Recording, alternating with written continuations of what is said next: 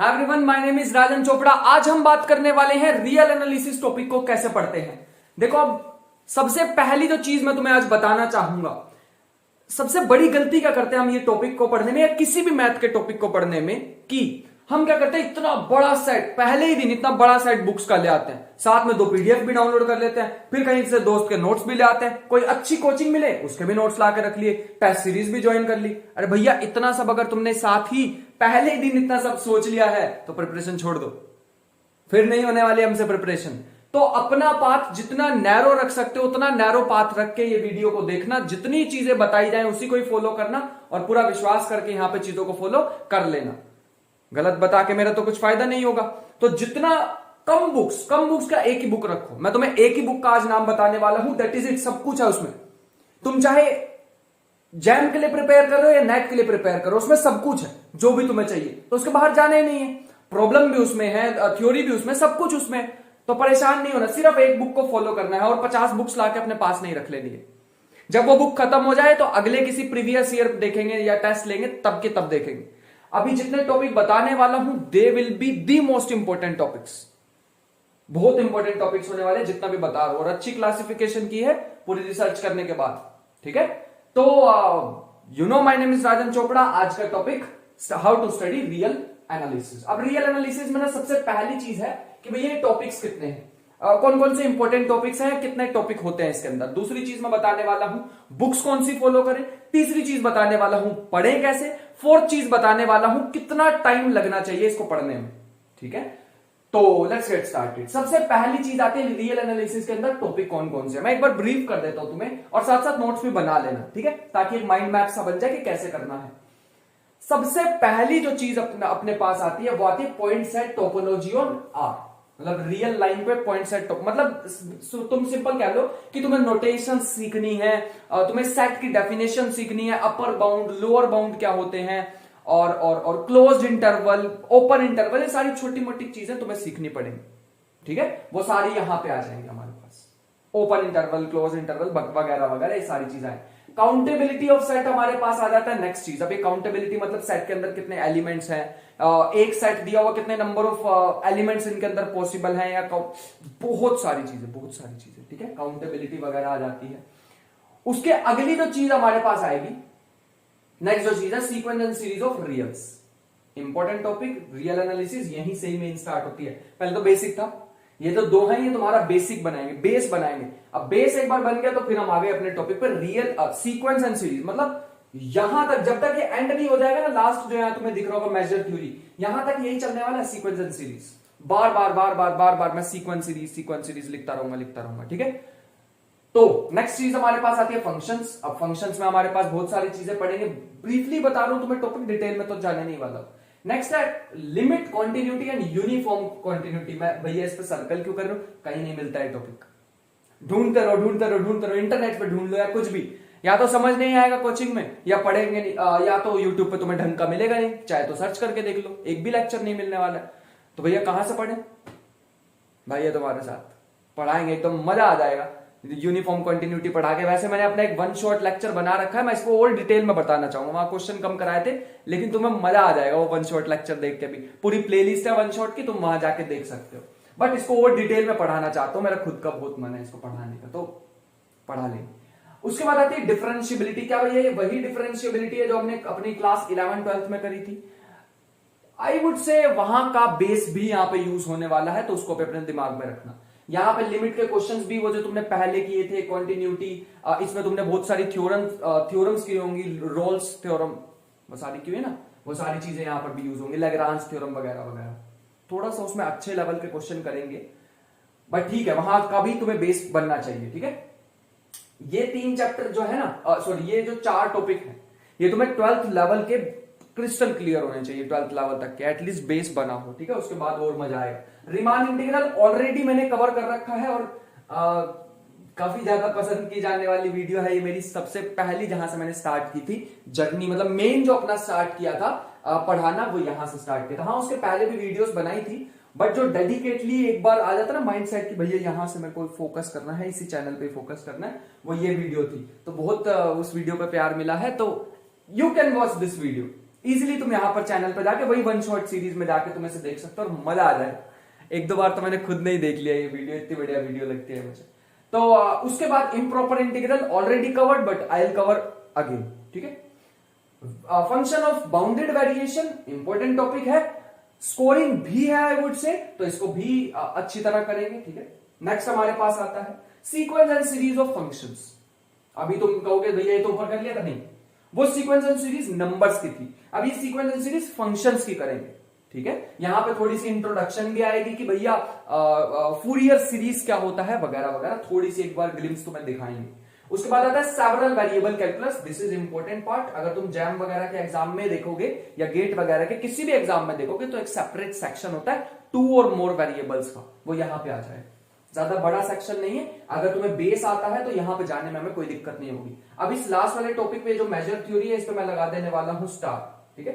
इस पे स्टार क्यों लगा रहा हूं भैया? अरे हर एग्जाम के लिए नहीं है, ये नेट वेट में चले जाओगे ना तभी सिर्फ तुम्हें ये टॉपिक दिखने वाला, उससे पहले ये टॉपिक नहीं आने वाला है। So this is the complete picture. आ रहा हूं साथ में देखते हैं इसे मिलके। This is the complete picture of real analysis. भैया इसे करें कैसे? बता तो दिया कि ये चीज है, करें कैसे? एक ही बुक, मैंने कहा ना 50 जगह जाओगे तो कंफ्यूज होंगे, एक ही बुक को फॉलो करना है जिसका नाम है बार्टी। स्पेलिंग तो मेरे ख्याल से मैंने सही लिखी है, तो मैं यहां पे स्क्रीन पे तुम्हें पिक्चर भी दिखा देने वाला हूं। आई होप कि तुम्हें पिक्चर दिख रही हो। इसका जो भी लेटेस्ट एडिशन आ रहा हो, तुम्हें उसे परचेज कर लेना और सिंगल बुक रखना।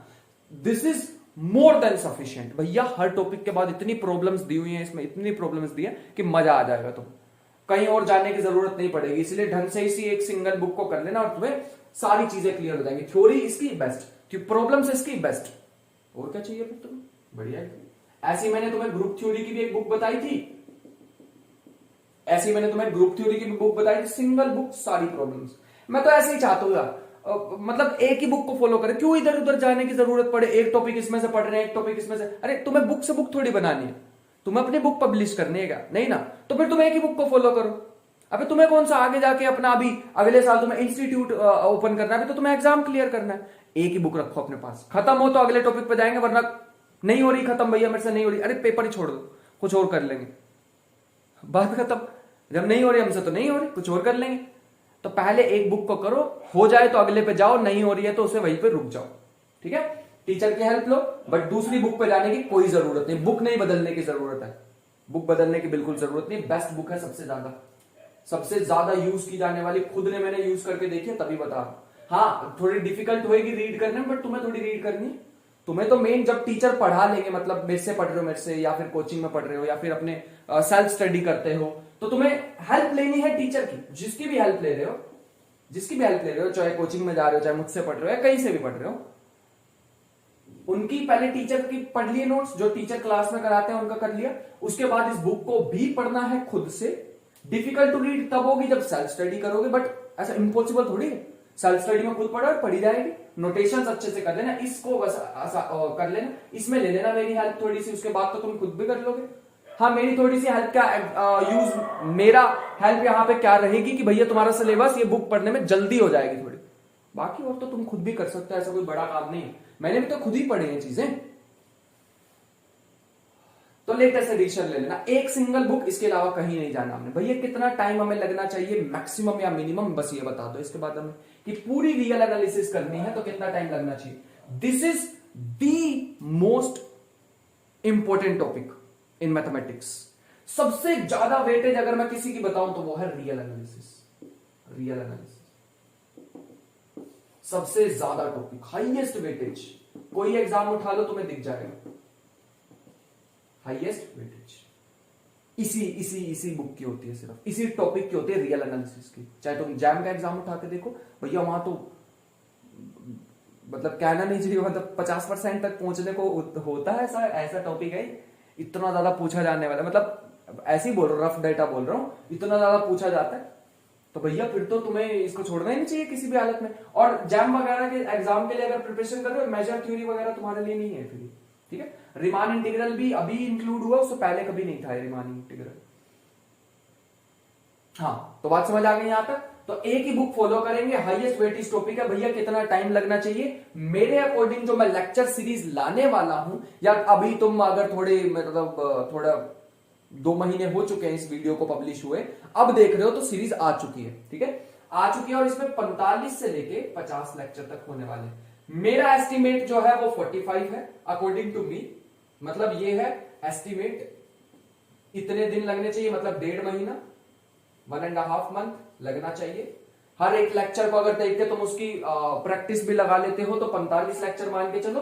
बट कभी कभी मैं मान लो बीच में कभी प्रॉब्लम सेशन भी ले लिया, एक्स्ट्रा कभी प्रॉब्लम सेशन ले लिया, तो 50 लेक्चर तक पहुंच सकता। मतलब भैया तुम्हें 50 दिन मान के चलो लग जाएंगे, 50 दिन लग जाएंगे, ठीक है, 50 दिन मान के चलते हैं खुले, मतलब मोटे मोटे 50 दिन तो लग ही जाएंगे हमारे इस पे। 45 से 50 दिन, 45 दिन मेरा एस्टिमेशन है कि मेरे लेक्चर सीरीज रहेगी, बट मैं एक आधा कभी प्रॉब्लम सेशन करा दूं तो इतना। तो हमें सारी चीजें समझ आ गई हैं, हमें टॉपिक्स पता लग गया, हमें टाइम ड्यूरेशन पता लग गई, ड्यूरेशन पता लग गई, कितने टाइम में भैया आप करा दोगे और कितने टाइम में हमें करना है, सेम तुम्हारा भी इसी में खत्म होना चाहिए। और एक चीज और सजेशन देना चाहूंगा, जैसे ही मेरे लेक्चर सीरीज स्टार्ट हो, अगर मुझे फॉलो कर रहे हो, कोई इंस्टीट्यूट में नहीं जाते और सेल्फ स्टडी कर रहे हो और मुझे फॉलो कर रहे हो, तो पहले दिन से स्टार्ट हो जाना। और डेली एक लेक्चर अगर मेरा आ रहा है तो तुम्हारी रिस्पॉन्सिबिलिटी होनी चाहिए कि तुम्हें डेली एक लेक्चर करना है, करने के बाद प्रॉब्लम्स लगानी है, बुक पहले ही दिन खरीद लेना इसको।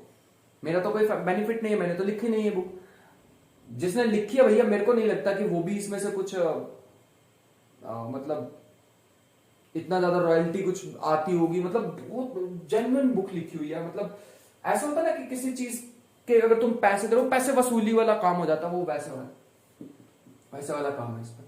तो ये बुक पहले ही दिन लेके रख लेना अपने पास, अपने सामने, जैसे मेरा लेक्चर खत्म हो तो उसमें से मैं बता दिया करूंगा कि भैया ये सेट ऑफ प्रॉब्लम तुम्हें आज करनी है, ये सेट ऑफ प्रॉब्लम आज करनी है, तो एक ही बुक को फॉलो करेंगे, ज्यादा इधर उधर भागने की जरूरत नहीं है।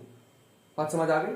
So this is the complete picture of real analysis. फिर भी कुछ मन में डाउट रह गया हो कि भैया ये चीज आपने नहीं कवर की, किस एग्जाम में कितना आता है, वो तो अलग बात करेंगे, वो इसमें थोड़ी करनी थी। अभी तो मैं रियल एनालिसिस के बारे में बता रहा हूं। बुक पता कर ली, टॉपिक्स पता कर लिए, टाइम पता कर लिया, वेटेज सबसे ज्यादा होती है, टीचर तुम्हारे साथ है, और क्या चाहिए?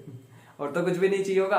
तो आई होप कि चीजें समझ आई होंगी और थोड़ा भरोसा सा हुआ होगा कि भैया चलो एक माइंड में मैप सा बन गया, अब हम इसको स्टार्ट करेंगे, आपके साथ ही स्टार्ट करेंगे पहले दिन से, और आपकी रिस्पॉन्सिबिलिटी है 45 से 50 दिन में हमारा खत्म कराना, ठीक है।